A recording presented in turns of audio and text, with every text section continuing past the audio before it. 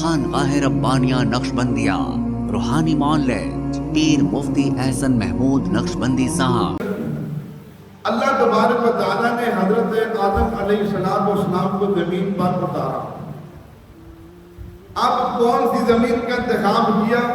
ہندوستان کی سرزمین کا انتخاب حضرت آدم علیہ السلام کے لیے کیا، اما حوا علیہ السلام کے لیے جدہ کا انتخاب کیا، اور آج ہماری اماں کی قبر بھی جدہ ہی کے اندر موجود ہے۔ اور شیطان کو اللہ نے ایران کی سرزمین پر اتارا، اور آج زیادہ شیطانی بھی کہیں سے ہوتی ہے۔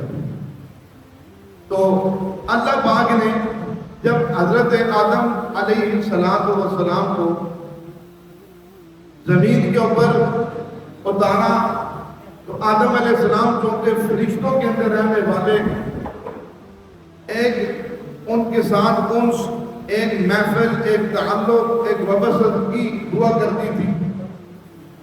اور جب ہی جیسے ہی حضرت آدم علیہ السلام کو اتارا تو وہ زمین پر آدم علیہ السلام اکیلے تھے۔ اب اکیلے تھے، اداس ہو گئے، نہ کوئی بندہ نہ کوئی بندے کی، بالکل تنے تناؤ، پوری کائنات کی سرزمین پر آدم علیہ السلام اکیلے۔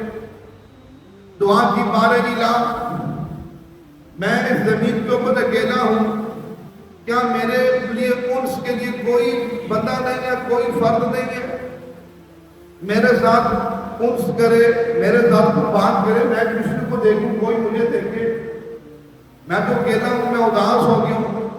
اللہ پاک نے فرمایا آدم آپ فکر مت کریں، آپ ہی سے ہم نے دنیا کے اندر اولاد کا سلسلہ جاری کرنا ہے، ہم آپ ہی سے اپنے گھر بیت اللہ کی تعمیر کروائیں گے، اور آپ ہی کے ذریعے سے بیت اللہ کی تعمیر ہوگی، آپ ہی کے ذریعے سے اس دنیا کا نظام ہم نے جاری کرنا ہے۔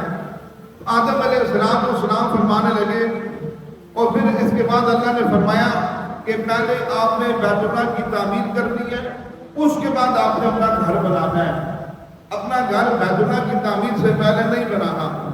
آدم علیہ السلام نے فرمایا میرے مولا میں آپ کا گھر کہاں بناؤں گا، مجھے جگہ کا علم نہیں ہے۔ تو اللہ پاک نے فرمایا جبریل امین کو بھیج دوں گا۔ چنانچہ اللہ نے حضرت جبریل علیہ السلام کو بھیجا۔ آج جہاں بیت اللہ شریف تعمیر ہے، حضرت جبریل علیہ السلام نے آ کر کے حضرت آدم علیہ السلام کو نشاندہی فرمائی کہ یہ وہ جگہ ہے جہاں بیت اللہ شریف تعمیر کرنا ہے۔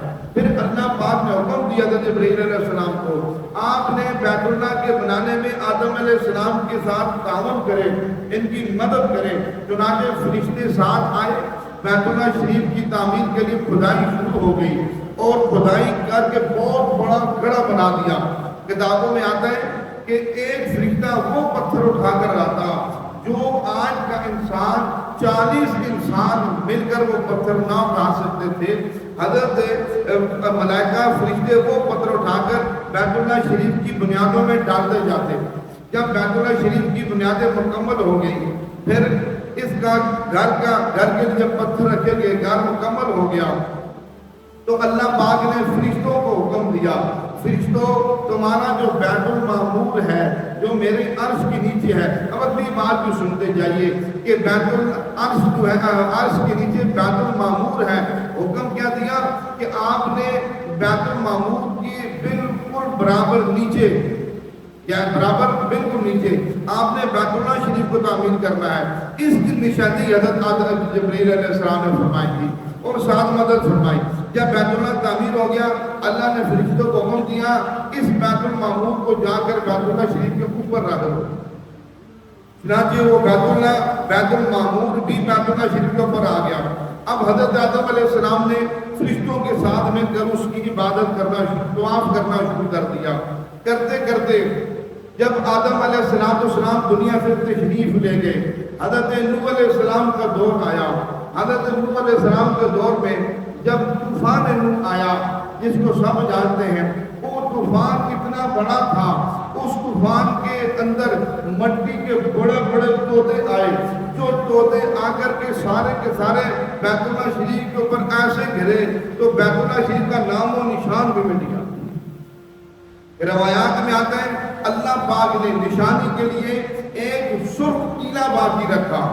اس سرخ ٹیلے کے اندر جب شراب ختم ہو گیا تو اس سرخ ٹیلے پر جو ابراہیم علیہ السلام سے قبل لوگ تھے وہ اس سرخ ٹیلے کا آ کر کے طواف کرتے تھے, اس سرخ ٹیلے کا طواف کرتے تھے. تو اسی طرح کتابوں میں آتا ہے کہ اللہ پاک نے جب یعنی طوفان آیا تو حضرت نوح علیہ السلام نے اس سرخ ٹیلا جو نظر آ رہا تھا آپ کی کشتی نے پانی کے اندر طوفان میں اس کے طواف کیے, طوفان کی حالت میں اس کے طواف کرتی رہی.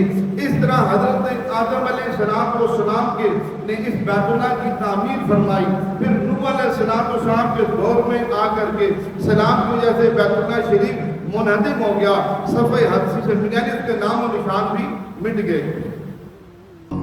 ہمارے ہاں جادو, جنات, بندش اور نظر بد کا شافی علاج قرآن و سنت کی روشنی میں کیا جاتا ہے.